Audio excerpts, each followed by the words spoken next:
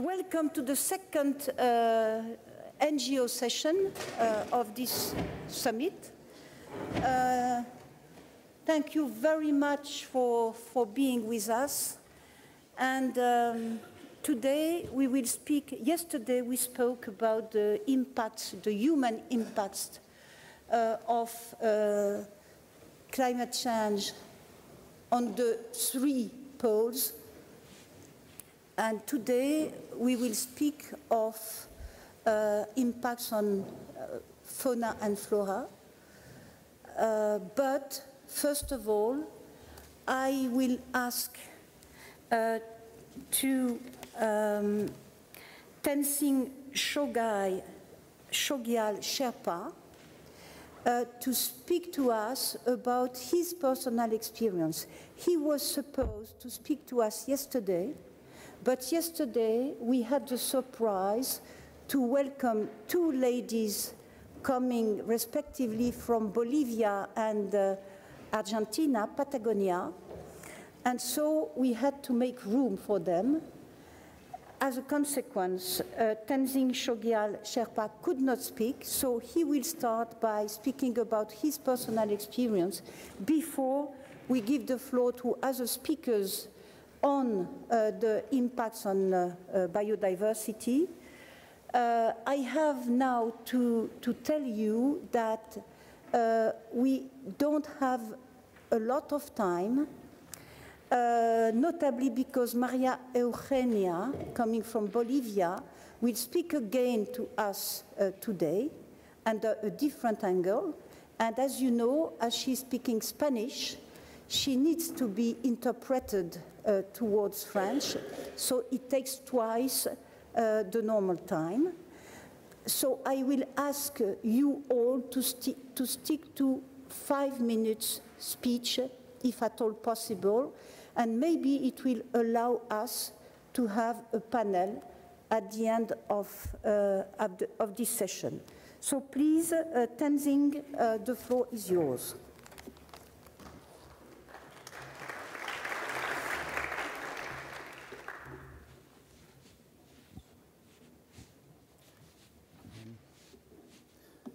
Good morning, everyone. So I'll just wait for the slides.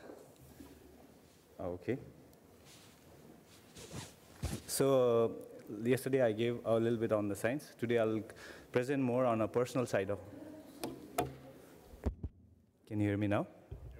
Okay. So today I'll be giving a more personal story. Originally I had prepared for a longer slide, but I'll try to make it short. So my background, I was born in a village called Namche Bazar that lies at 3,440 meters above sea level. That is the picture of my village, as you can see. The main motivation is I am a cryosphere researcher. The reason why I went into this was my grandfather. He was part of the first expedition to Mount Everest with Sir Edmund Hillary and Tenzing Norgay. And since my childhood, I've been hearing stories about how they used to use like wooden logs, and they used to shave those wooden logs, carry it for 3-4 days just to cross a crevasse. So that kind of story is very fascinating for like a 10 years old or 13 years old. And then I think it sort of built it towards my future. And now from climbing mountains, I'm starting to study them and maybe make it much safer for the people that live in the downstream. This is a random picture of me on the lap of Sir Edmund Hillary. I recently found that, so. I'll not go into this, but the main thing on this is that glaciers are very dynamic landforms. I think we tend to forget that. And this is a very nice illustration of Khumbu Glacier, that is the world's highest glacier. And the other thing is that the ice in the glacier is made up of snow. So I think snow is the more primary ingredient for glaciers. But at the same time, snow is intertwined with the mountain livelihood. And so people in the mountain have a love and hate relationship with snow. This is a very nice picture of my grandparents enjoying snow. Actually, they become more childlike when snow starts to fall. So this is the same slide I showed yesterday, but I'll just skip through them because of time. Basically highlighting on how much we don't have, and this is the same thing. And this is also showing how you actually need to go to the field to understand the scale of it. And that is why we've been seeing all of this. So like yesterday, we have 2 phases, too much water and too little water, but I'll just go quite, okay. So just in the Everest region, in the small region, we've got already so many glacial lake outburst floods happening. And I have a personal experience with the glacial lake outburst flood. The one on the left, called Dixo, was wiped away a newly constructed hydropower, and my mom and my aunt were stranded on a hill on the other side for 2-3 days, where they had to be thrown food from other hill because the road, the bridge, and even the power and everything, communication was wiped away. So that is a personal experience on my side from a glacial lake. And this glacial lake study was the main foundation and the more trigger point of glacial lake studies in Nepal Himalayas. So the mountains are not the most hospitable place to live in, because it can be quite extreme, but the people there are not only surviving, but they have a thriving culture and tradition. And I think we need to respect that, because when it comes to adaptation and when it comes to the respect to the nature, the mountain community have a very deep connection. There is a deep-rooted spirituality with the people living in the mountains, because as you go on these higher mountain environments, you see the nature gets more pristine and untouched. And that is where the indigenous knowledge and experience comes, because the mountain communities are very accustomed to adapting to these extreme environments. But now with the changing climate, it's getting too fast that the pace at which they adapt might not be enough. And that is where we need to amalgamate and combine the science that we have, and we need to echo these voices. So that is why we did the Save Our Snow campaign, because the cause of climate change may be global, but the impacts can already be felt in these mountain regions and in these local regions. So that is where we tended to go to these people and actually echo their voices to the global community, because their personal experiences, especially living in the mountains and in this changing environment, is very, very important. A very good example of our research to action is, so when you, this is the Imja Glacial Lake Risk Reduction Project. So we did some research, a lot of research. We went to the field to do detailed field investigations. We disseminated the information, relevant information, to create awareness. And then there was the mitigation measures through UNDP and Government of Nepal, where we actually reduced to at least 3 to 4 meters the water level, and it's being consistently monitored. So now what this did is, it actually brought the research to action. And we, I'll just go here. So what this does is, there is some hope. There is some hope, so the local people are now invigorated, they're motivated, and they've taken things to themselves. And in many places, they know that now there is some hope that we can do something to mitigate ourselves and minimize the risk that is coming to ourselves. So that is what we plan as researchers and or any policymakers, because at the end of the day, there is a gap between what the scientists want, what the local people need, and what the policymakers actually understand. So bridging this gap is very, very necessary, because all of these three need to bring together in case of adaptation and mitigation in the teeth of climate change. And at the end of the day, that's all we're looking for, to save the lives and livelihood of the mountain people. Okay, I tried to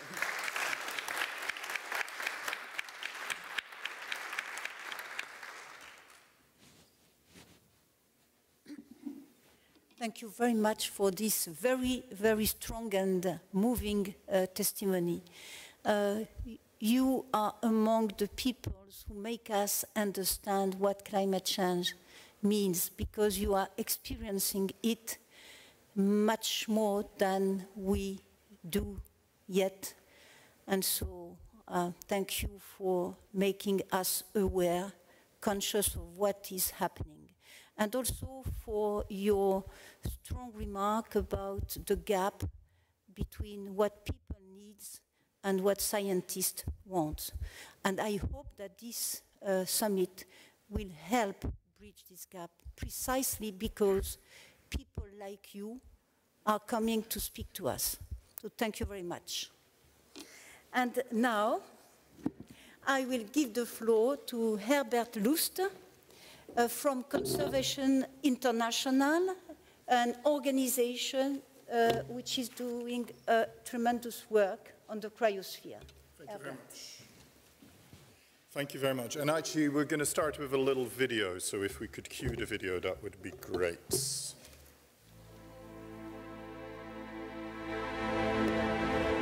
I am ice. I move slowly. I keep the world cool. Well, used to. But humans keep warming this planet. I try to warn you. I send pieces of me thundering into the ocean. You do nothing. I raise sea levels. You do nothing. It has taken you decades to notice. Perhaps I'm not so slow after all.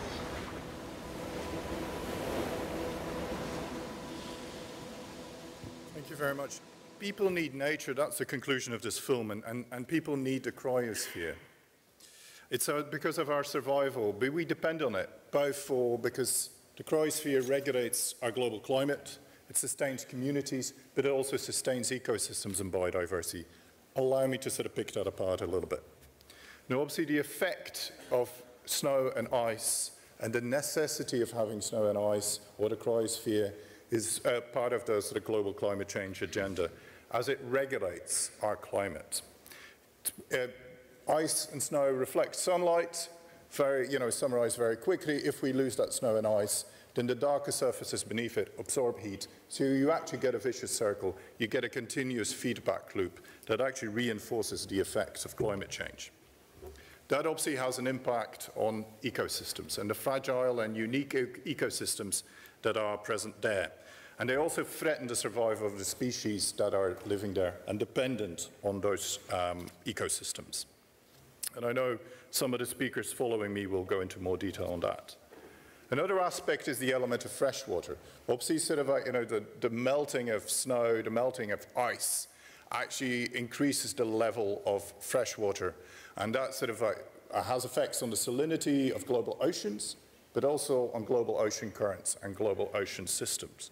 So there's not only a local effect. Nature is a system. It has global repercussions. And we also notice that when we talk about the communities that are present. In its last sort of assessment, the IPCC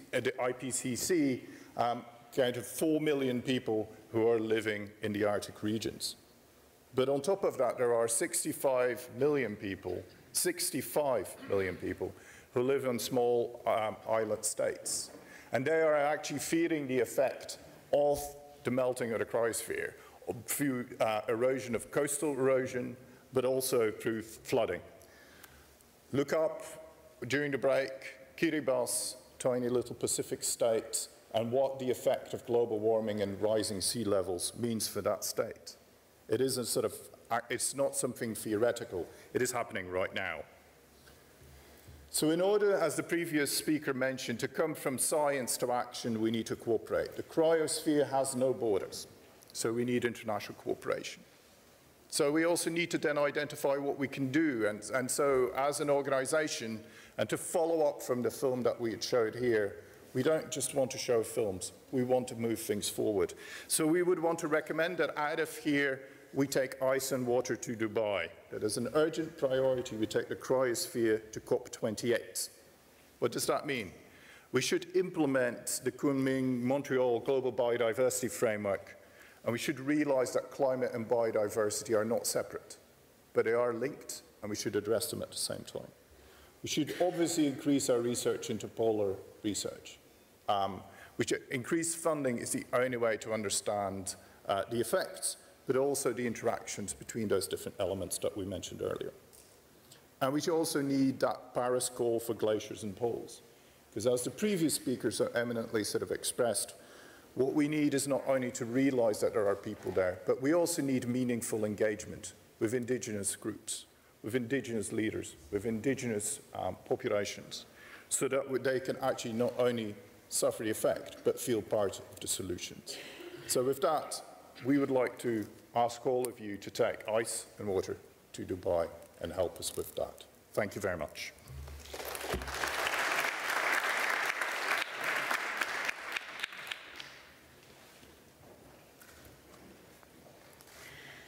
Thank you very much, Herbert, for your strong messages. Cryosphere has no borders, and the example of low-lying islands already disappearing makes us understand this reality.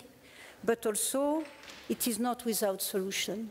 So we must implement the existing commitments and increase our investment in research. Now, we have the next speaker, Nathalie.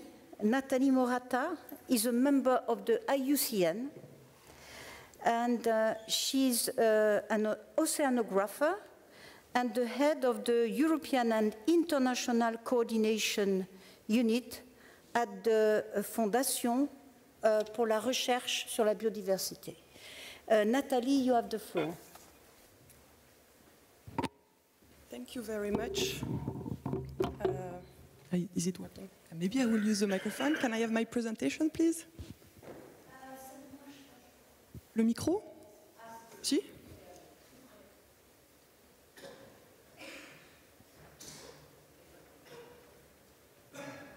Ma présentation.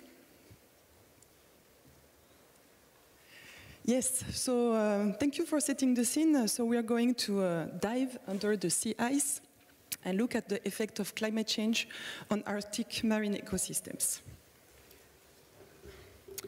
So why to look at the Arctic? The Arctic Ocean is the smallest ocean. It's actually 1% of the global ocean. So why should we care about it? It's actually an ocean that have a very big impact on the rest of the world, especially on climate. It has special feature. It is the shallower ocean, so 30% of the continental shelves are in this ocean that is only 1%. It has very high freshwater inputs. It has ice and sea ice, and it plays a very crucial role in global circulation. And because of this feature, the IPCC models show that when there is an increase of 2 degrees on the surface of the Earth on average, this increase is 3 times in the Arctic. So the climate change is particularly enhanced in the Arctic. And so it does have an impact on biodiversity. As a reminder, IPBES showed that there is 5 main drivers of biodiversity loss in the whole world. The first one is changing in use of sea and land use. The second one is direct exploitation of organisms. The third one is climate change. The fourth one is pollution. And the fifth one is invasive non-native species. So this is for the global world. However, there is differences depending on areas. And so in the Arctic, it is climate change that is the main driver for biodiversity loss. So how does it impact? Marine ecosystems depend on microalgae that you cannot see with the naked eyes. You need a microscope. But these microalgae are the base of the food chain, and it's called phytoplankton. So the rest of the food chain depend on this. But in the Arctic, there is also phytoplankton, but there is also a type of phytoplankton that develops in the ice. It is called ice algae. And this ice, although they are microscopic, they create a very long chain. And here you have a picture of this ice algae that develop under the ice. This is a diver. Just to have an idea, it can create a very long line of a few meters.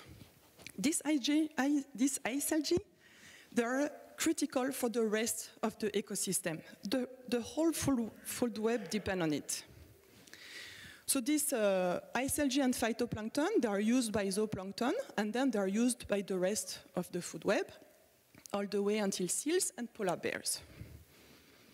But there is also a high part that this ice algae and phytoplankton, they will sink to the seafloor because they have a special property. They will stink to each other.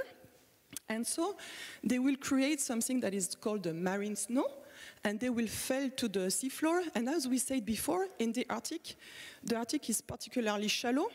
So the role of what is happening at the seafloor, the bentos, is extremely important. And there is a very tight coupling between what is happening in the ice, in the water column, and in the bentos. The bentos is then the food for seals and walruses. So how does the climate change, how does it impact this ecosystem? So if we look at the map of the Arctic, here we have the north of Europe, Russia. Here we have north of Europe, Greenland, and Canada and US. The change in sea ice is very different depending on area. It's not homogeneous between all parts of the Arctic. So if you want to have a look and understand how climate change impacts ecosystems, one way to go is to compare systems where you will have a lot of ice, that is a pristine area, with an area where you have a decrease in ice cover because of climate change. So we have this type of area. In the Canadian Arctic, we still have a very strong and a thick ice cover, and so like they used to be. But then in the north of Norway, in Svalbard, we have more and more warm Atlantic waters that are coming, and so the ice cover is greatly decreasing. So it is an area that is particularly impacted by climate change. So the idea is to compare two areas in the Beaufort Sea and in the Svalbard and look how does it impact the ecosystem. So in the Beaufort Sea, where we have a strong ice cover, when we look at what arrives in the sediment and how the sediment reflect on this, we see that there is a very strong input of ice algae in April-May. This is the spring bloom, like in terrestrial ecosystem. In the marine ecosystem, there is a big bloom in the spring. So in this ecosystem, we have a lot of ice algae that are reaching the seafloor. When these ice algae reach the seafloor, they are the favorite food of benthic organisms. So it's like on a Sunday after a dinner at our grandma, when we eat too much, we need to exercise. It's the same for the benthic organisms. They will increase their respiration and their activities. So we can see that because of this increase of good food, the organisms living at the seafloor, they increase their metabolism. And the whole ecosystem works on this way because of these inputs. However, when we compare with the Svalbard area, where we have these inputs of warm Atlantic water, the ice is extremely limited, and so we don't have ice algae reaching the seafloor. It is a phytoplankton. We still have a bloom, but it's normal phytoplankton. And when this phytoplankton reaches the seafloor, it doesn't trigger the activities, the benthic activities. The animals living at the seafloor, they are not impacted by the arrival of this phytoplankton. So because this phytoplankton is different than ice algae, it creates a very big change in the ecosystem. So from a scenario when we have a lot of ice algae, they sink to the benthos, and we have an ecosystem that depends on this and increase the benthic activities. If you have an increase in temperature, you have a decrease in the ice, and therefore it changed the whole ecosystem. The organisms living in the water column are favored, and the organisms living in the benthos, at the seafloor, they are unfavored because of this, and there is an uncoupling of this.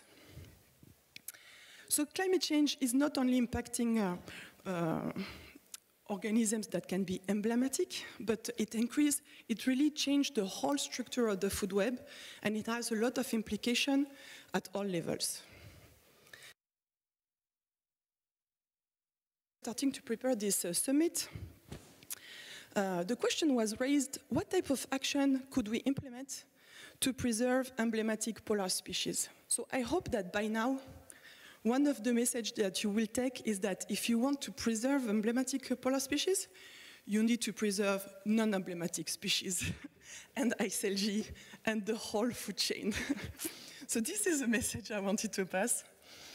And also climate change is the main driver. So if you want to act, you need to act on climate change. We know the theory to act on climate change. Now we need to do action.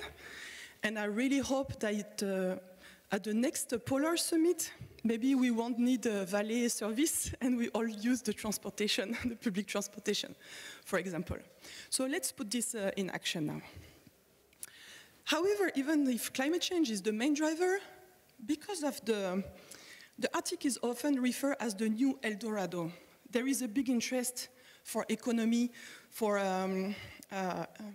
the maritime routes, the fisheries, the industries.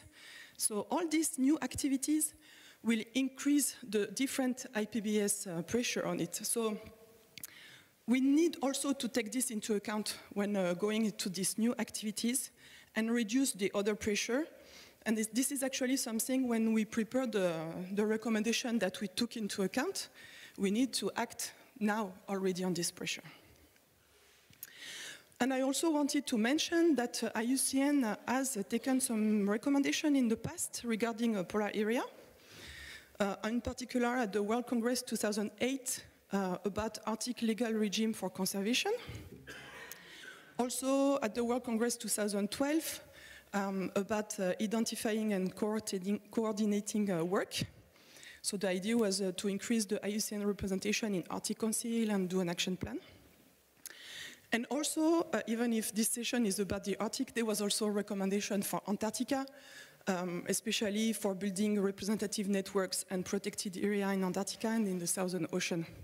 So there is some recommendation, and we also worked on it this time. Let's try to put them in action.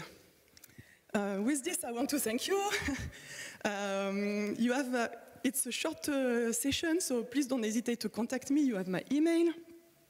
And also at the Climate Crisis Commission, if you want to get involved, don't hesitate. I have put here the link to become a member of the Commission, if you like. Thank you very much.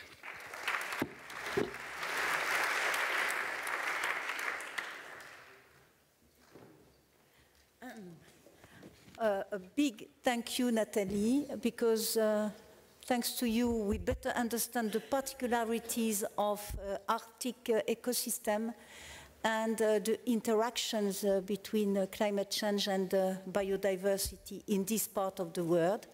As far as the actions are concerned, they are well taken thanks to your participation into our recommendation. Of course, climate change coming first, but also reduce the other pressures. Now we will stay in the Arctic, and we will have, thanks to Olivier Gilg, an example of what can be done to help adapt species in East Arctic. Olivier, yeah, the floor is yours.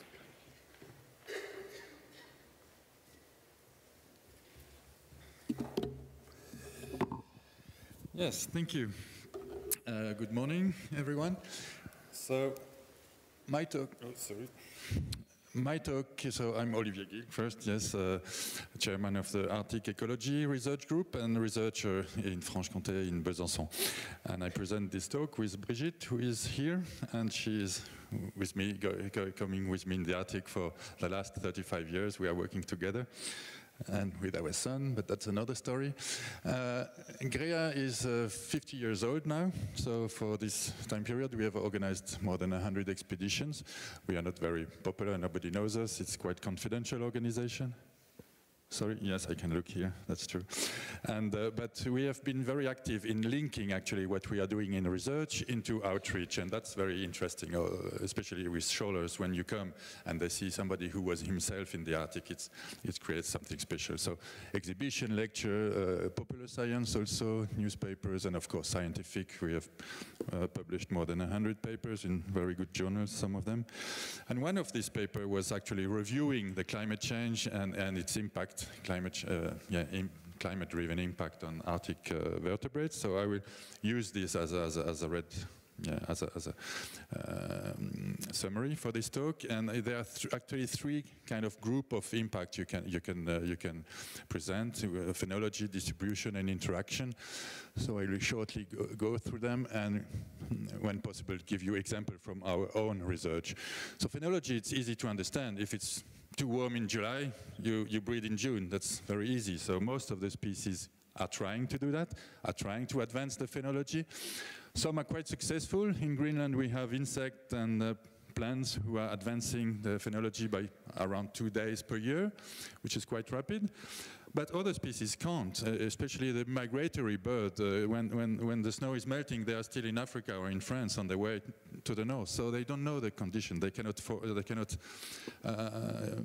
use the local clues, so they lag, and the response is 10 times slower in Greenland. So you have what we call a trophic mismatch, and it's the same with the geese. That means that when they arrive, often the peak of food abundance is already gone. Or even if you manage to come earlier, the plant quality, for example, can be lower for the snow goose in Canada that was shown. You might also come into other troubles. If you arrive too early, you might be more exposed to predation, and we have shown this for shorebirds in Greenland. So phenology is good, but not always possible. Reindeers also in West Greenland, we have some colleagues from the States and Denmark have shown that they cannot really advance the calving time. There are some kind of fixed behavior, fixed traits that they cannot change. So they are more embarrassed. Another way to cope with climate change is to relocate. So again, the idea is simple. If it's too warm in France, you move in Norway, or that's the idea. So many species already do that, and we have plenty of examples all over the northern hemisphere, especially of species colonizing northernmost latitude. So it can be just from southern France to northern France. In the Arctic, there are some peculiarities because you cannot move further north than the North Pole. So, for example, species living in the ice, they're already living at the northernmost latitude. They cannot go further north, and that's what we call the polar squeeze. So that's typical of the Arctic, and especially for Pagophilus species that we discussed yesterday already. You have another more subtle effect, which is the funnel effect. For those who believe, like me, that the Earth is round, you have to realize that the further north you go, the smaller the area you have available. So if climatic zones are moving north, okay, you can follow them, but you will have your habitat reduced and reduced until you reach the polar and there is nothing left. One of the best examples probably for these problems is the ivory gull that we have been studying for nearly 20 years, more than 20 years now. So we have tracked many of them, and actually 80% of the time they spend on the fast sea ice around the North Pole. Even in winter, they stay on the ice edge. So this is a species that can't adapt, because it's like if you cut the tree in the forest, the woodpecker, there is nowhere else to go. It's really a species specialized to this habitat. And of course, it's not the only one. Seals, many seal species are linked to ice, and of course the emblematic polar bears. Distribution, another problem is what we call the dead end effect. That's because the Arctic is mainly an ocean and land is all around, but if you reach northern Greenland, northern Alaska, you can't move further. So if you are a terrestrial species like the Peary caribou living in high Arctic Canada, yeah, your habitat is shrinking, and you will soon reach the coast, and then you are in a bad situation. Same for these wonderful plants you have all around the Arctic. Tree line is moving north very fast, especially in Siberia, Alaska, and once this plant will reach the northernmost coast, they can't swim, they will disappear. More subtle also, I don't have time to go into detail, but if the ice is melting, for example, between islands, species like foxes cannot move between islands, or the caribou, and some need to move because they have to migrate, or they have to feed on another island, or just this island is too small to sustain a population on the long term, so they are in trouble. And to end this distribution problem, you also have, of course, colonization competition issues. One well-known example is the red fox invading the Arctic and outcompeting the endemic Arctic fox. And to finish, I'm just a bit longer than expected. Interaction, that's actually kind of black box. It's very, very important because that's what is driving the dynamic and the structure of most of this ecosystem, but it's very difficult to document, and we need long-term research, like we said this morning. And we are actually leading some of this long-term monitoring and modeling in the Arctic since '88 on lemming and their predators. So that's that's a typical terrestrial ecosystem in the Arctic. And what we have done is to focus on this peculiar rodent because it's the only rodent in the high Arctic, so it has what we call a very low functional redundancy. Lemming, if these predators are specialized on lemming, which they are, there is no plan B. If the lemming is disappearing, the predator will also disappear. Of course, these lemming have also indirect interaction with all the other species because they are so important in the system. So here again, I cannot go into the detail, but they have impact on shorebirds, even the muskox when they die, they impact the fox who impact the lemming, etc.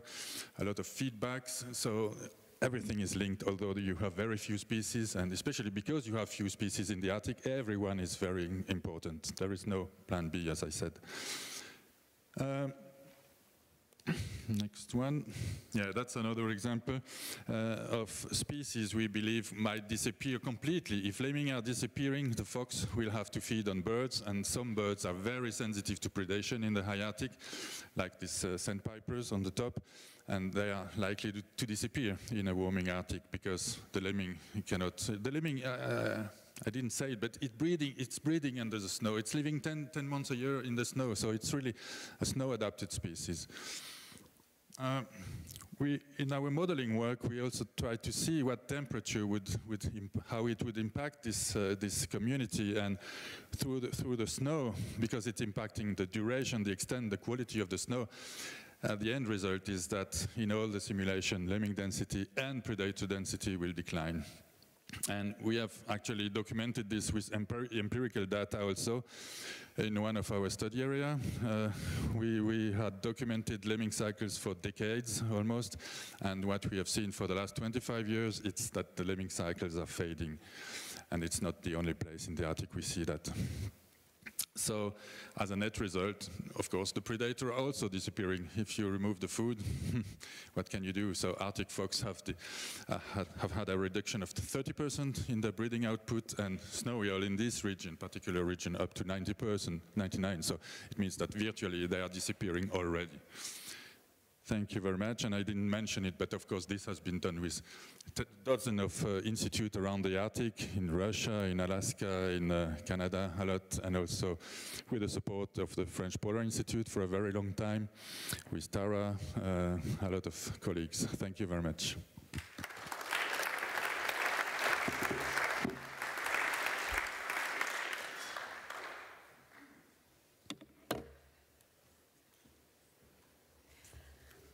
Thank you very much, Olivier. I have learned a lot through you. All species are not able to adapt quickly, and many Arctic species already inhabit the highest latitude. They cannot go further north. And finally, there are strong interactions between species. And if the lemming disappears, then the fox has no food. Everything very interesting, fascinating, but also depressing. And once again, a call for quick action.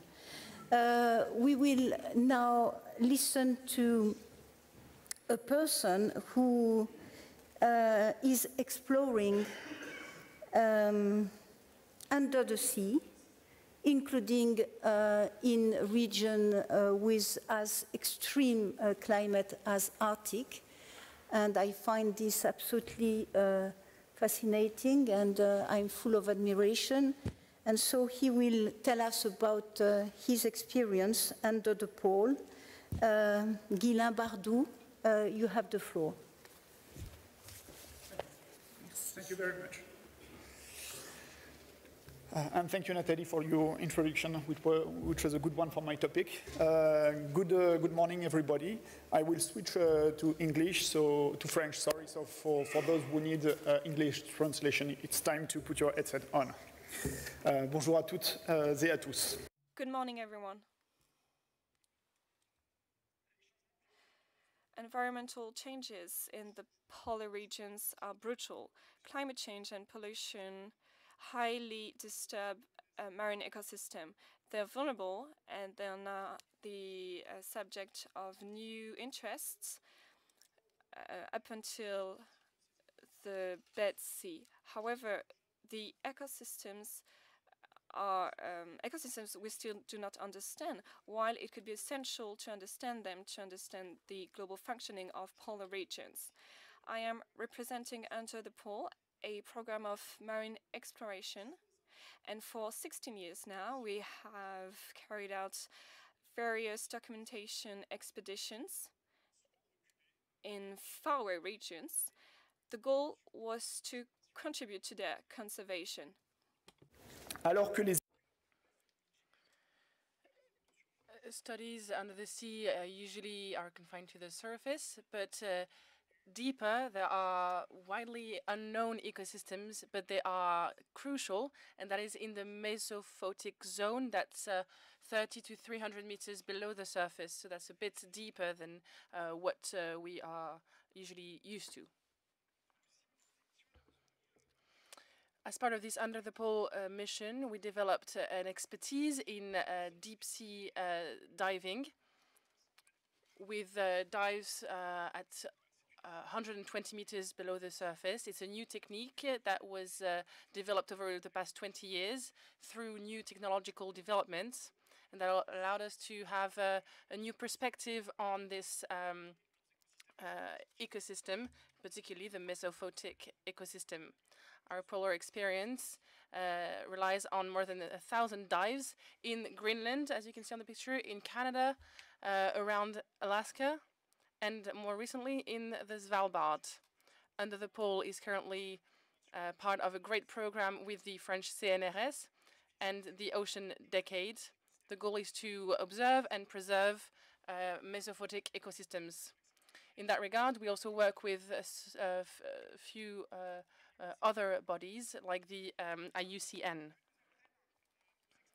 So what did we learn from these expeditions so far?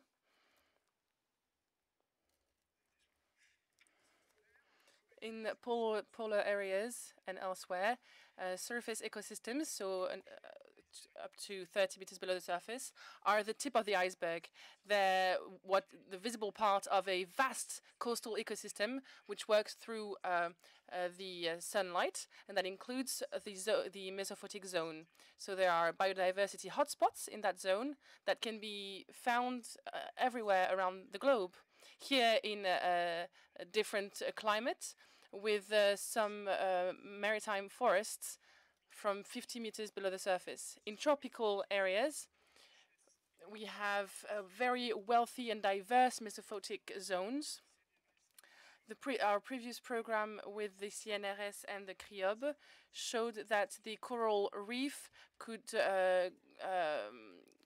go to 1,000 meters below the surface, and that's absolutely incredible.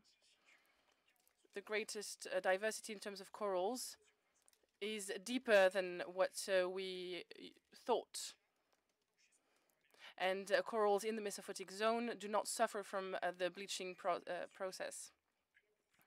This suggests that the depth could be a refuge for biodiversity, and it could give some time to species like corals and give them some time faced with this climate change. In polar areas, in Greenland, for example, that also works, but we already know that the depth of the sea are a refuge for biodiversity.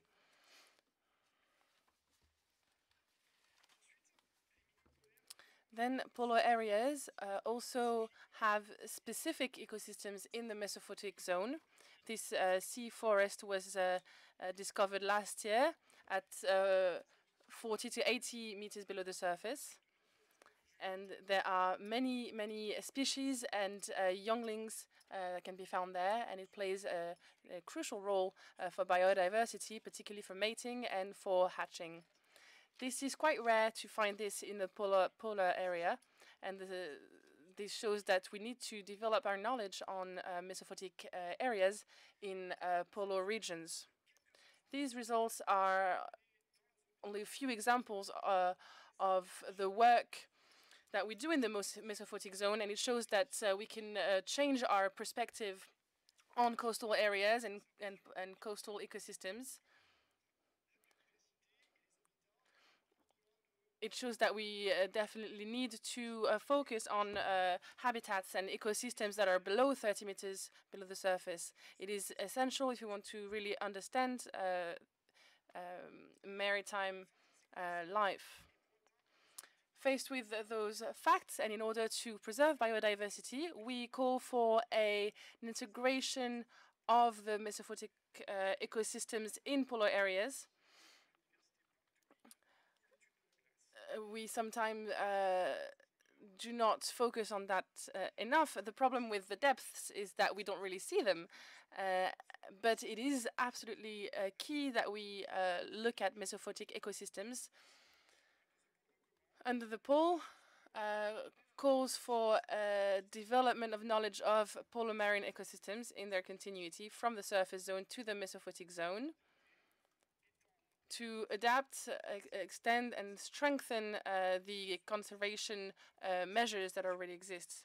This will require significant investment to face the logistical and technological complexity of such an exploration. Under the pole also calls for the integration of the mesophotic ecosystems in marine protected areas, and that will also require synergies between NGOs, scientific communities, and other bodies. Thank you.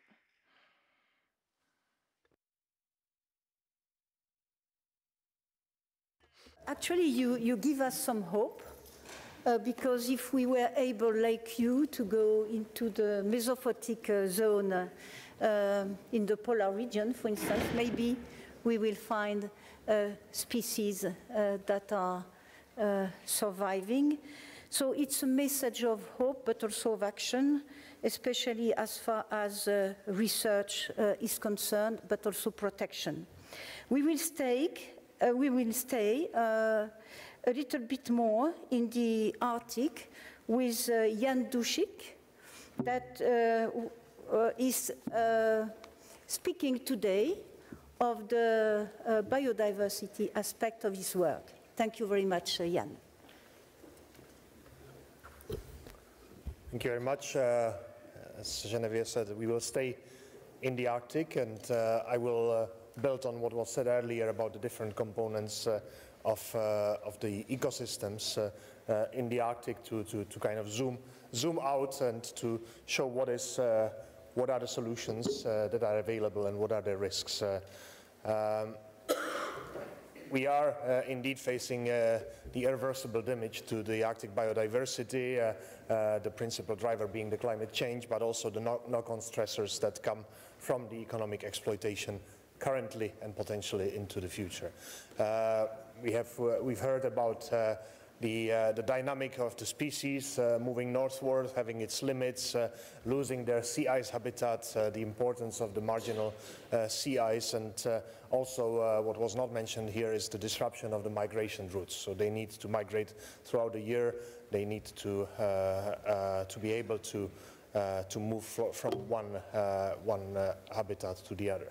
And what was mentioned maybe yesterday was about the ecosystem services that all these species provide in the wider sense.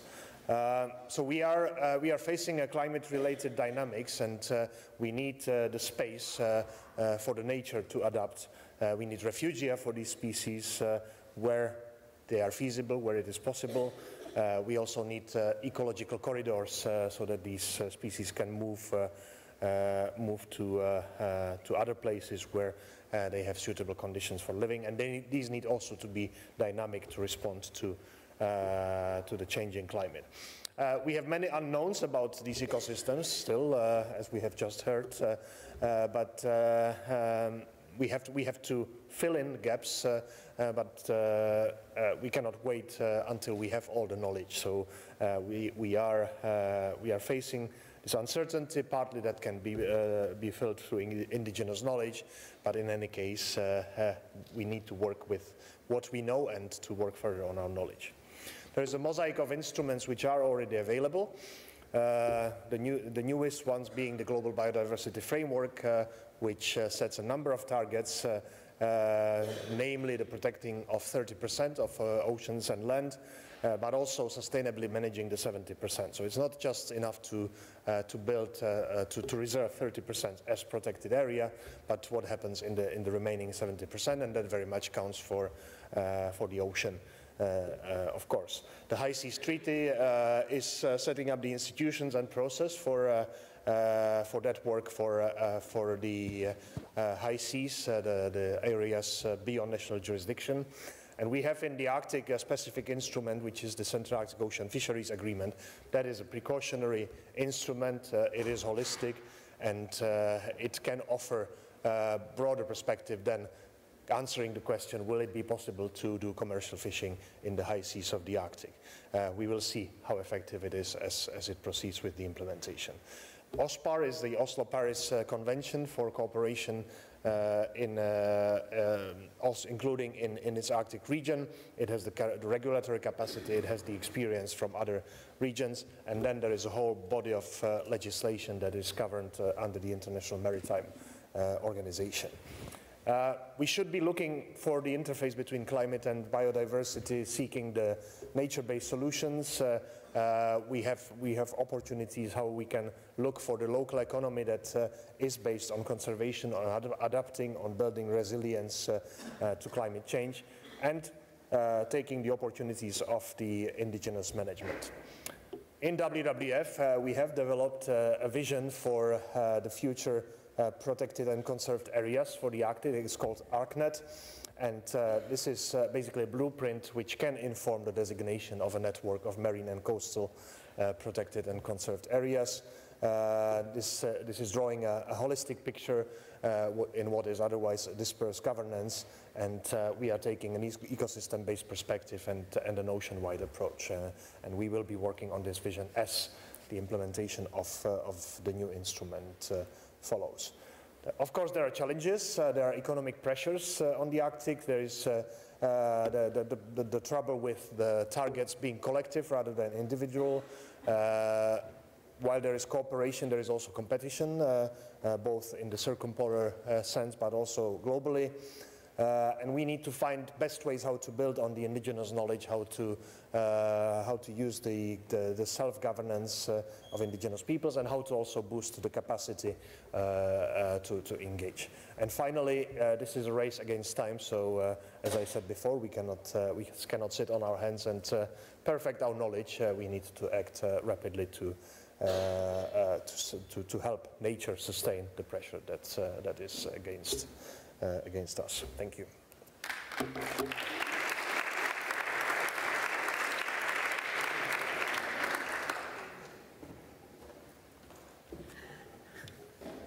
Thank you very much, Jan. Your WWF program is a great one, and thank you for sharing some details about it, and also offering solutions like your ArcNet, the network of MPAs, but also to resist economic pressures and to act together and take advantage of indigenous knowledge.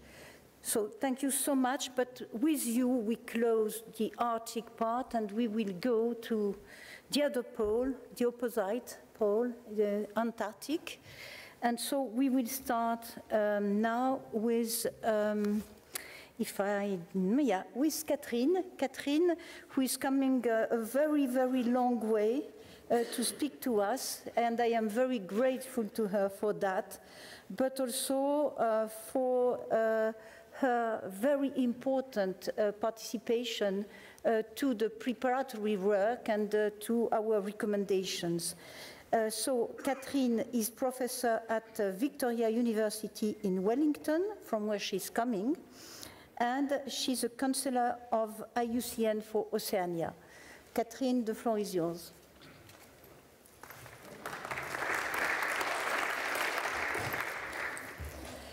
Thank you very much, Geneviève, and I thank the organisers especially for a very successful summit. I'm delighted to be able to talk about biodiversity in Antarctica and the Southern Ocean, and then also the tools that we have available that can be used to protect it. My first point, let's see, that's the green one, right. The first point that I'd like to make is I very respectfully suggest that we need to put on a different hat to talk about this. We need to think about perhaps being like the Loryx in Dr. Seuss and speak for the trees. Here, I want us to think about speaking for the unique and valuable ecosystems and species in Antarctica and the Southern Ocean, maybe for the panel, for all of the poles. As we've heard, the cryosphere is not just about snow and ice, right? It supports these unique ecosystems with many species that are found nowhere else on the planet. We have a responsibility to protect these ecosystems and species. So I wonder if instead of simply calling it the cryosphere, we need to change it to an adjective, call it cryospheric ecosystems, and that has a better idea of what's involved. So thank you very much to Natalie for her excellent explanation of the basis of these ecosystems, especially with all of the pictures. The basis here is the sea ice food web, and it's exactly the same in Antarctica. The sea ice surrounding Antarctica is not only a home for penguins, right, and other animals, but it also supports that base of the Southern Ocean food web. Algae and phytoplankton grow underneath the sea ice, as you've seen. That feeds krill, that's a very small shrimp-like invertebrate. And that krill is in turn the food source for larger species, you know, seabirds, penguins, seals, whales. That krill is central to the food web for these larger species. The waters, just like in the Arctic, there's a polar summer and winter, right? There are 3 months or so where the Antarctic is in continual sunlight, right? During that summer. They're the destination for numerous whales and seabirds that will migrate down there to forage.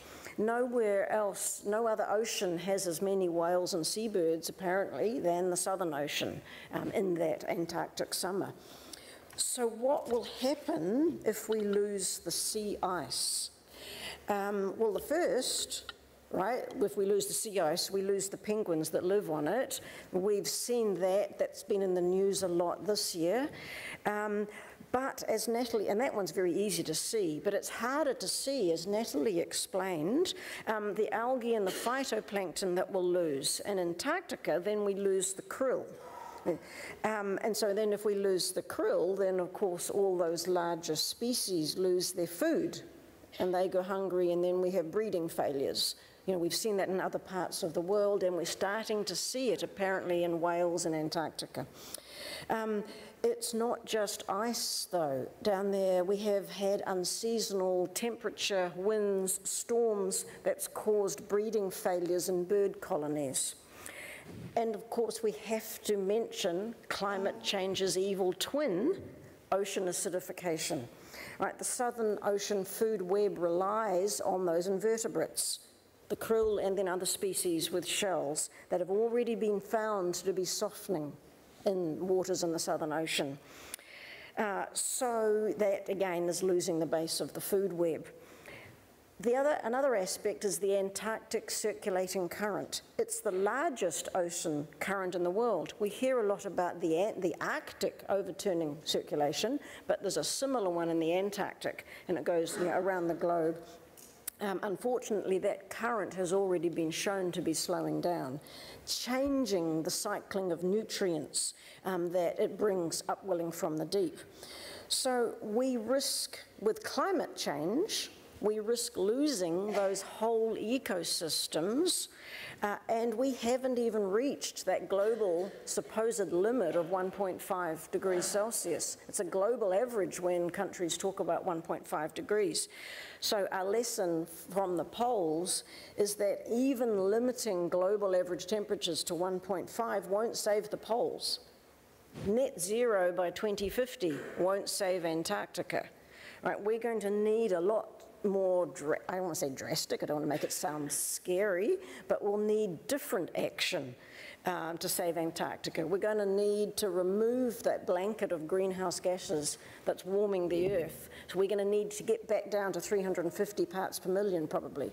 So, which I guess links back to the previous panel. We're going to need to do something. When you have a cancer, you might need some surgery of some sort, even if that's not the optimal solution.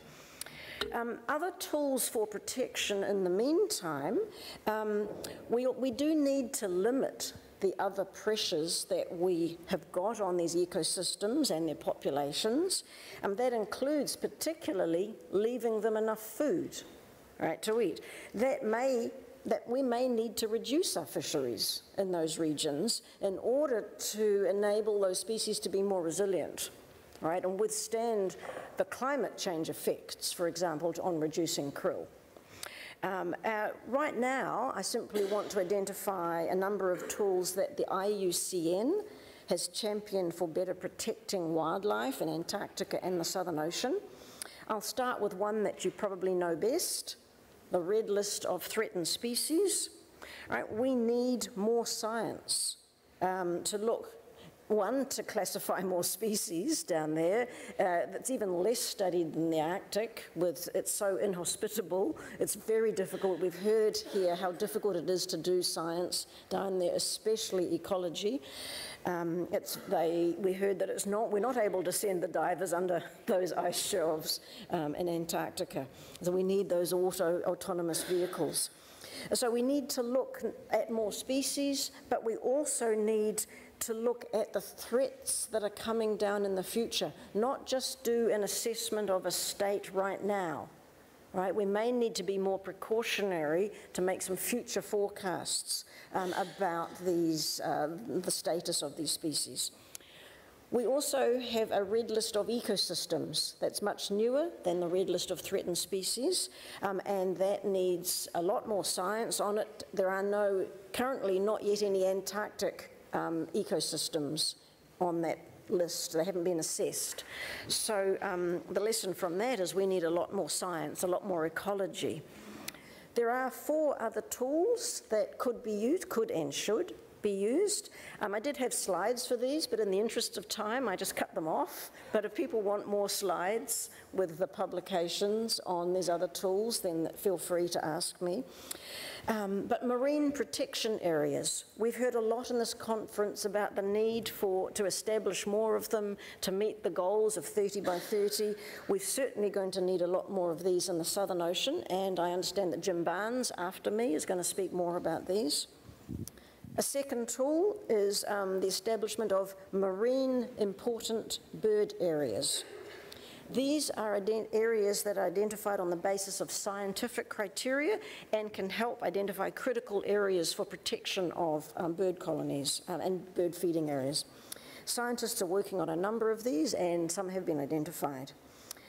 A third such tool is important marine mammal areas. Again, that's not necessarily a marine protected area, but it identifies on a scientific basis what's necessary for marine mammals, and that may lead to political decisions to establish marine protected areas later. And there are definitely some of those that have already been identified by scientists in the Southern Ocean, and there is more work to do on those. And finally, key biodiversity areas. That's a land-based tool, most often used there, but it's another one that can help identify critical areas for protection. It looks at all the multiple species in the area, and we have some identified when you're at the bottom right of Patagonia, off the side there, it's sort of southeast of Patagonia. So what's the lesson generally for these tools? We have the tools, we just need to use them. That would be the first one. We need more science, and specifically here, we need more ecologists. That might need more training, but we also just need to use more ecologists here to look at the ecosystems and the species in these regions. So in conclusion, we have to dramatically change what we do from our climate change goals to be made more, I guess, optimistic or more realistic, to the scientific and political tools used to reduce other pressures that these ecosystems are facing. We'll even need to look at whether we can figure out how to help some species adapt to the climate change that's already locked in. We're going to need a lot more clever science, including ecology, but I think we also need to realize that this is not just science. This is a moral issue of deciding who lives and who dies. We need to adopt an ethic of care and responsibility for these species because their future depends on us. Kia ora tātou, thank you very much.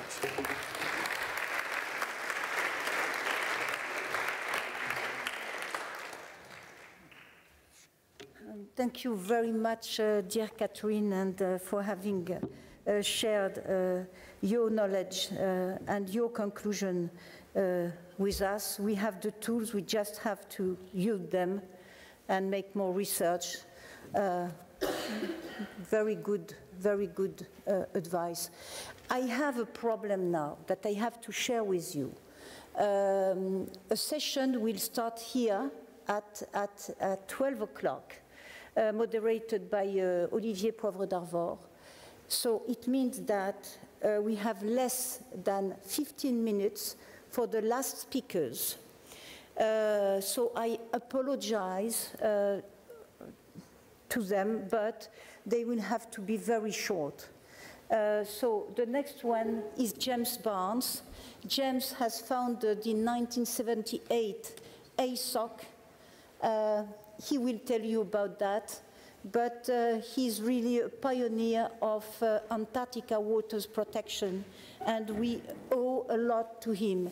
But Jim, despite that, you will have to be very short. I will try. Thank you. Thank you.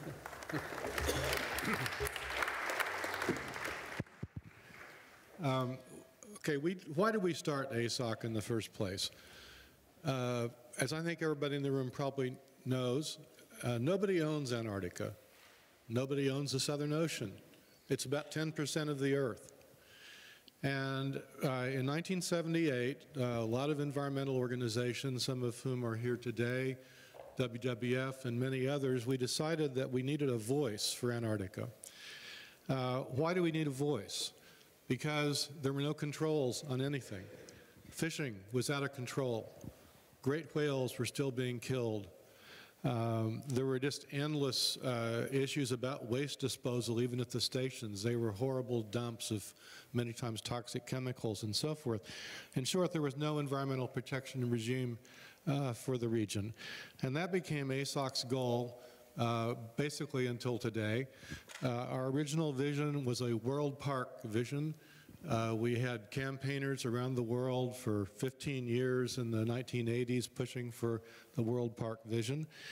Our first goal, our first stepping stone was to say you need to have a fishing regime that focuses on the ecosystem as a whole, because as you've heard, everything in that ecosystem, from the great whales to the seals, the penguins, the birds, etc., depend on krill.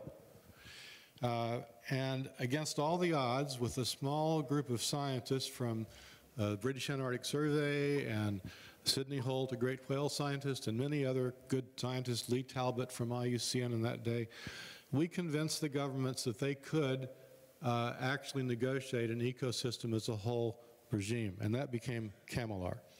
I'll get back to that in a few more minutes. As soon as that work was done, the government said, well, let's develop a minerals convention. Let's open up Antarctica for oil and gas and mining and so forth. And the NGOs said, no way. And so the World Park Campaign just mounted and mounted steam around the world, wherever the governments went to meet behind closed doors, and they were always closed doors because in those days there were no observers allowed in the treaty meetings, there were no press, there were no public reports. It was only ASOC that basically was able in its member groups to tell the truth to the world. And after a number of years, bear in mind the Antarctic Treaty System is based on consensus. So that means if they can't get consensus, you can block a decision. So our strategy was to convince a couple of key countries to say no. And we focused intensely for several years on France and on Australia. And as Ambassador told us yesterday morning, to its great credit, France stepped up. With the pressure of Jacques Cousteau, who was a close friend of mine and of ASOC's in that day and ASOC's work, France said no. And then the Australian Prime Minister, Robert Hawke, said no. And with those two key countries, both claimant countries, which is important geopolitically, saying no, then there couldn't be a minerals convention. And so they asked us, what should we do? And we said, well, why don't you negotiate for the first time an environmental protection regime with a permanent mining ban in it? And everybody said, oh, could never do that. Well, the World Park campaign just kept going. And in actually less than 2 years, the governments agreed to this radical thought. Now, did we get the permanent moratorium, permanent ban? No. We got an indefinite and very difficult to lift moratorium, which I think is a model for the ongoing debate about deep seabed mining. But we got a lot and became a really important treaty, the environmental protocol. A couple of words about climate. I was in Antarctica in 1985, and I went to the South Pole Station for the first time and talked to the scientists there, and I saw this incredible chart of CO2 going up steeply. And I asked them, are you worried? And they said, well, not for right this minute, but it doesn't look good going forward. And at that time, there were no real signs of climate change impacts in Antarctica. By March of this year, it was up to 424 parts per million, and we all know what's going on. And I was on Sylvia Earle's expedition, climate expedition in February, and it was shocking. We saw everywhere manifestations of serious climate change impacts, from huge wet snow packs on the ship, rain most days, rainbow one day. Who's ever seen a rainbow in Antarctica? Not many people. And it was a real wake-up call. What about fish? Well, Camelar, for all of its good intentions, still to this day puts allowing fishing first and protection second. And most of the NGOs really believe the burden should be shifted so that it's the other way around. Well, how did this happen? It's all about politics. It's not about science. All the scientists, I think, involved know that really they shouldn't be taking out these prodigious quantities of Antarctic toothfish and krill, blah, blah, blah. They should instead have marine protected areas. We've been close for 7 years to having the next several sites in the network after the Ross Sea protected, but each year we're blocked by 1 or 2 countries. And that has to change. And I have a lot of ideas on how that could change, but I'm not going to have time to go into them here. Thank you, Genevieve.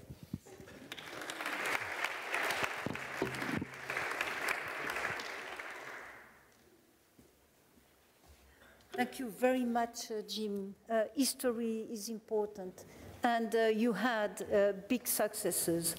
And we are trying to follow on the pathway that you have traced for us. Time is running fast. We have now 2 persons, Jean-Baptiste and Jean-Christophe, Jean-Baptiste Bosson and Jean-Christophe Poupet, who are co-authors of the first assessment of the evolution of glacier surfaces in light of climate change. I know that your research are extremely important and interesting, and it's a real pain for me to tell you that you will have to be very short. We'll try. Thank you. As much as possible. Thank you. Morning, everybody. We'll try to do it fast. Please use your headphones because we are speaking in French with Jean-Baptiste for this presentation. Please, could you provide the presentation on the screens? Thank you. Donc, Jean-Baptiste and myself, we will be presenting a project that is called Ice and Life. Ice and Life that was put forward by the Conservatory of Nature in the Haute-Savoie region. Jean-Baptiste is a representative of this observatory, and we work hand in hand with WWF. This is a project that was dedicated to protecting and conserving glaciers, but more specifically, what we think is something that has been left behind when we think about how nature has been protected and also preserved. We're talking about deglaciated areas. To apologize. We have three objectives here. We want to have better awareness of the different ecosystems in glacier regions. We want to look at developing interdisciplinary knowledge, life science and earth sciences as well. We also want to be able to communicate, raise awareness, alert on different things that need to be taken into consideration for these ecosystems.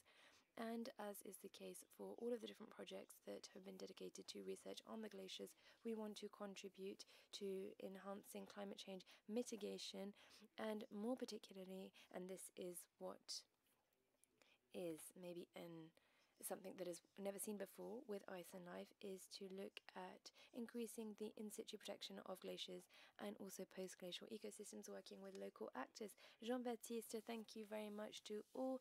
Just very quickly, what is the idea behind this? We want to show, as lots of other researchers have done, that glaciers are indispensable, and often they aren't thought of as being indispensable when it comes to climate regulation, to the influence on freshwater cycles and oceans, but also when we think about in situ ecosystems and biodiversity which is unique and unfortunately which is disappearing when the glaciers that are melting.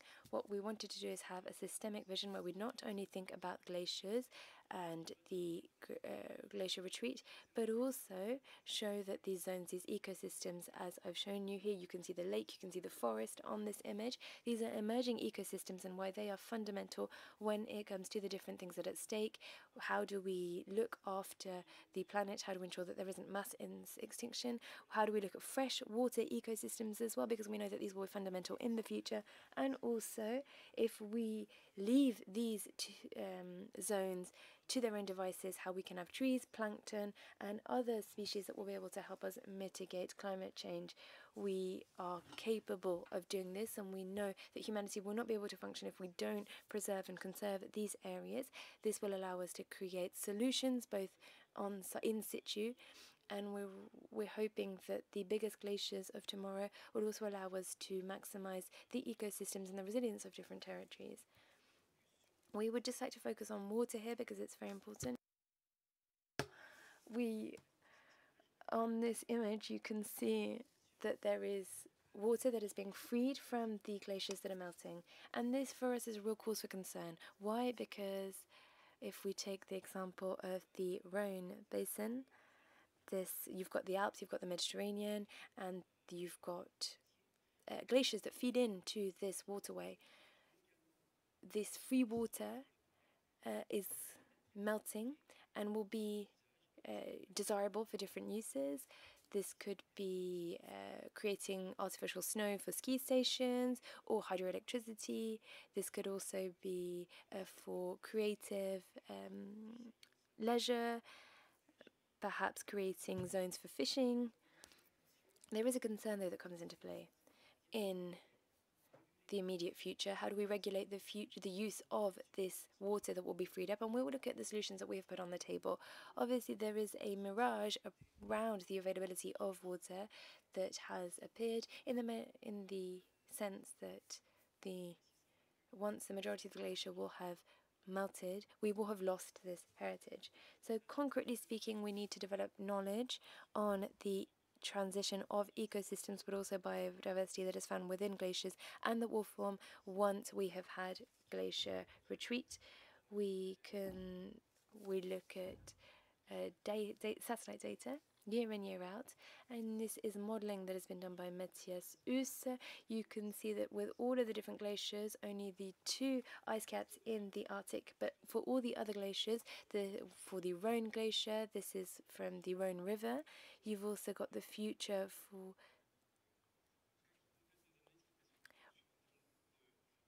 we can see that from the volume of water, for the first time in history, from the ecosystemic shift, we're looking at how we're going to move from a glacier ecosystem to a post-glacier ecosystem, and what will come after this. We're not going to go into details because this isn't the objective. This data is available for all of the regions in the world, as you can see on the screen.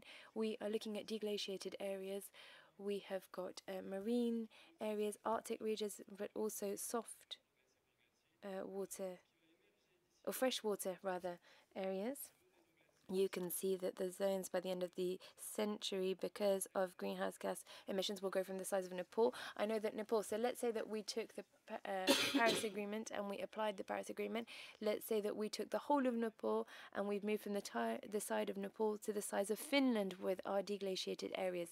And then what we also wanted to show with our solutions here is that we absolutely need to develop, and this is on the left-hand side of the screen, we need a systemic approach. Why? Because we cannot work on these questions in silo. We cannot just look at mining companies. We can't just look at the economic systems. We can't just completely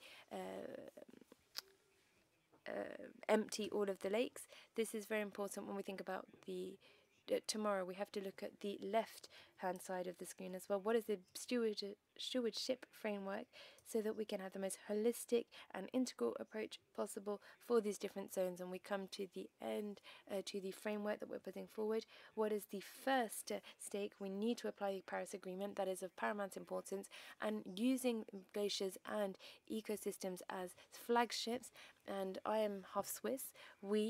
Unfortunately, France wasn't respecting the Paris Agreement, neither was Switzerland, but what has changed is that the Swiss citizens have now voted an initiative for the glaciers that is part of the Paris Agreement in their constitution. It's thanks to the fact that we are saving Swiss glaciers that Switzerland will be able to meet the requirements of the Paris Agreement.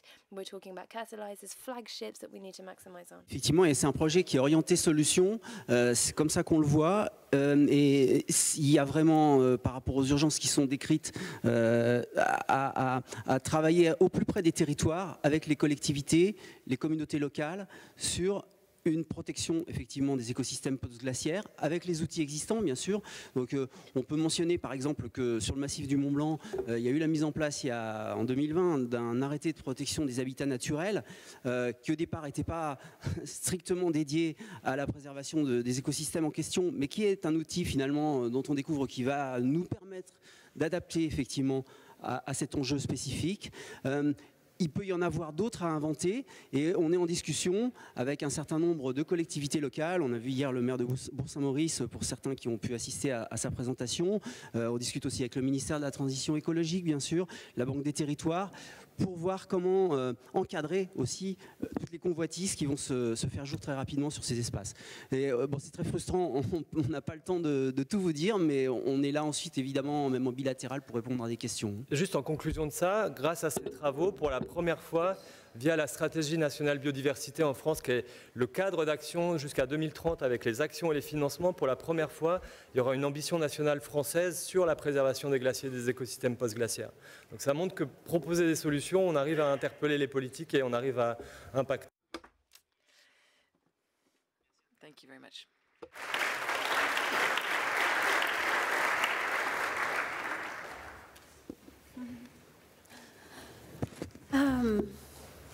Thank you very much, Jean-Baptiste and Jean-Christophe.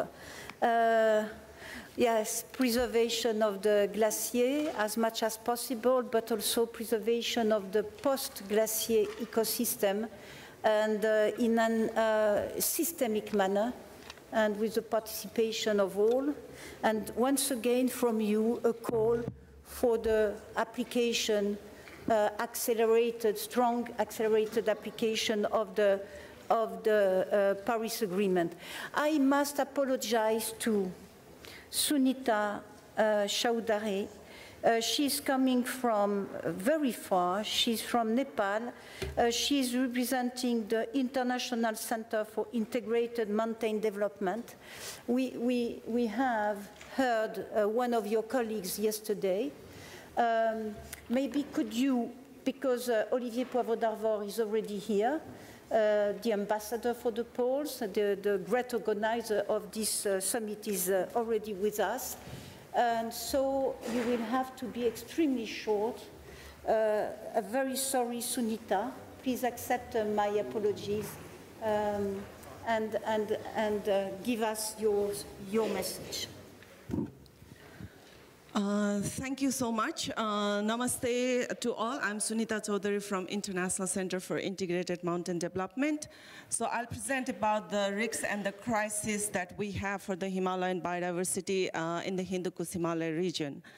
So here I'll be trying to very brief and fast that we have already heard how rich is the region in terms of cryosphere, but I would also like to reiterate that the region is extremely rich also in terms of biodiversity. And it can be well reflected from the fact that out of 36, we have all our parts of flow global biodiversity hotspots in the region, but also we have around more than 300 key biodiversity areas, but also we have like 575 protected areas. So, and then if you see the species of cats in the region, we have the Royal Bengal tiger up in the foothills of Himalaya up to the snow leopards residing in the top of the mountain of the world. So this richness also having a lot of crisis in the region. So here you can see, especially in terms of plants are extremely under stress, and then it's subject to very high risks. And then if we see why it is so different and unique in the Hindu Kush Himalaya region is the elevation gradient warming is extremely high in the region, because it starts from 60 meters in the foothills of the Himalayas up to the Mount Everest, 8,844 meters, within a very short span of few kilometers, and then supporting extremely high biodiversity, both plant and species. So we have seen how this climate warming is really impacting both plant and species, but especially for plants, we have seen also by the previous speaker shown that we have growth enhancement, we have changes in phenology, but also species are moving northwards, especially to the higher elevation, but also to the smaller niche to the southward and also to the different directions as a response to increasing climate change. It's because of these changes and the shifts and everything, the composition and structure of species is changing very immediately and drastically, and this is impacting our mammal species and also the animal species and ultimately to the people. And at some regions, we also have noted decline and increased extinction of some species in the region.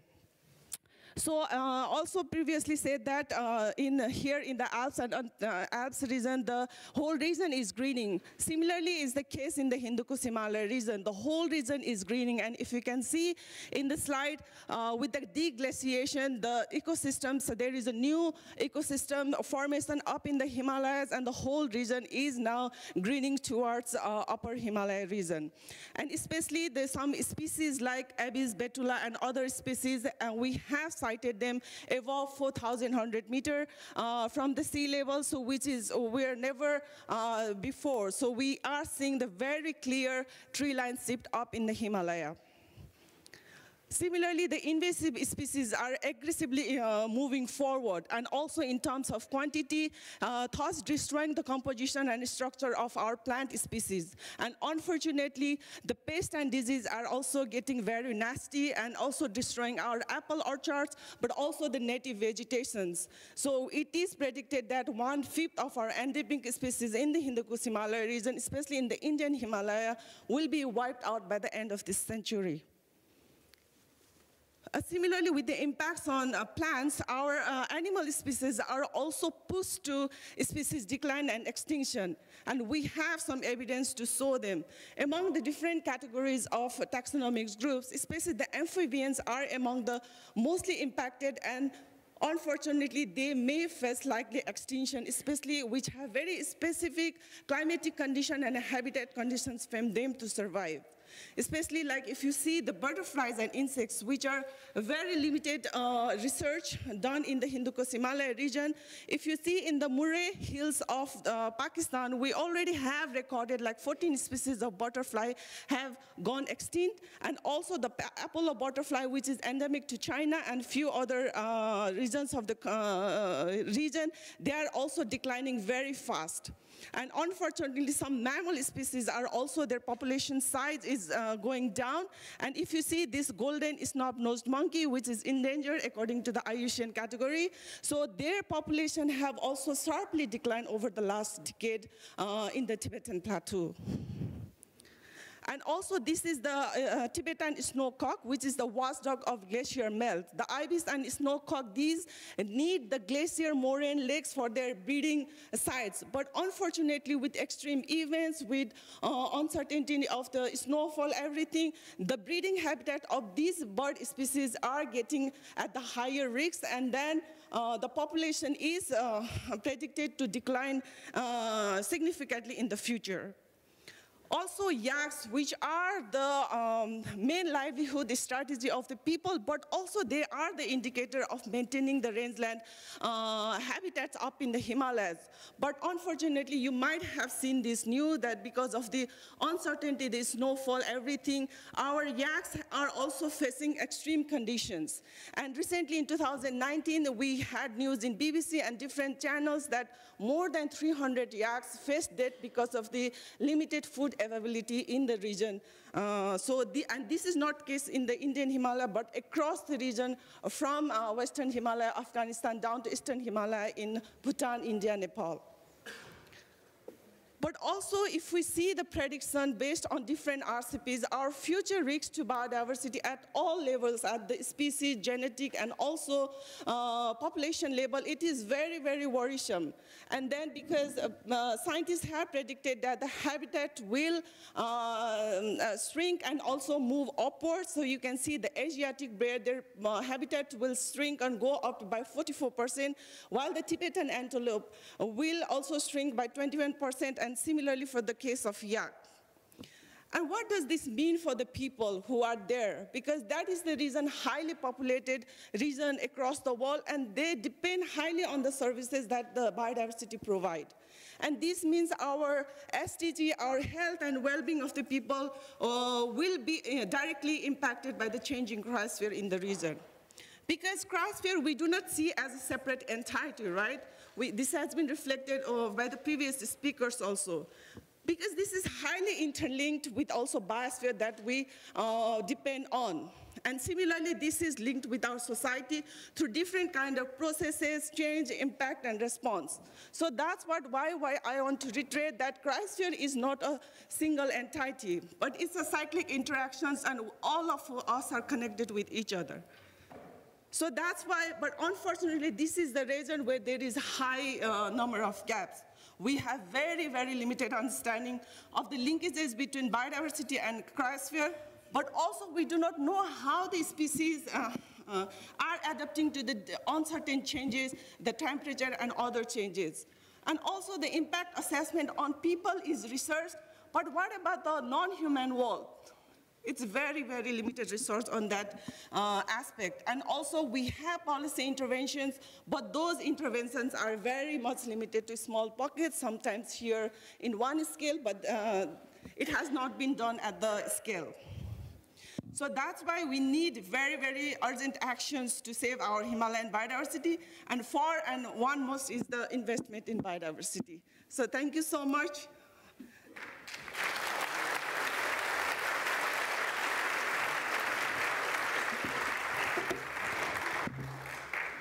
Est-ce que tu veux que quelqu'un d'autre intervienne, pardon? Non, il y a Madame. Okay, thank you very much, Sunita. I'm very sorry that you had to rush up. Your conclusion on the actions needed are very interesting indeed, and I hope that your presentation will be available. Please make it available on the website of the summit. We had another person coming from very far away, Maria Eugenia. She's coming from Bolivia. She spoke to us yesterday. It was extremely interesting. And Olivier, our ambassador, will give her the floor after the beginning of this session. So thank you all very much for the last session. Don't leave, because First, I would like to thank all of you, especially Geneviève and Emile and all the NGOs who have been working very hard in a very short time to produce an excellent statement, which is going to appear on the official website of the French government, the One Planet Polar Summit, in a while. I mean in a while, it's tomorrow, because you are going, this statement will be given by Mr. Pascal Lamy as Vice President of Antarctica 2020, sorry, to Mr. Macron and all the head of states tomorrow at 1 o'clock. So since it will be given, so it will be on the side. But again, thanks so much, really. We have a short meeting with somebody who is now in Antarctica, and then we will perhaps ask you, Madame, to say a few words to conclude these sequences. And then the scientists will come, and all together we will describe what we will have done during these 2 days. I mean the scientists, the NGOs, the civil society, and also the people who have been working on station, on logistics. Mika Mered, bonjour, est-ce que vous nous entendez? Bonjour, monsieur l'ambassadeur, je vous entends très bien. Good morning to all, good afternoon. Vous êtes, now you are in Antarctica, not far. Where are you exactly? I'm actually close to Robertson Island, going south towards the Larsen Glacier and ice sheet. Okay, Mika, you are a researcher at Sciences Po, at Rabat University, and plenty of nice places comme ça, and also l'École de Guerre in France. But you are going to tell us and to address us something about an issue which has not been presented during these 2 days, which is the energies. So I leave you the floor for 3 minutes, and then we have a short discussion and conclude then on the especially hydrogen perspective.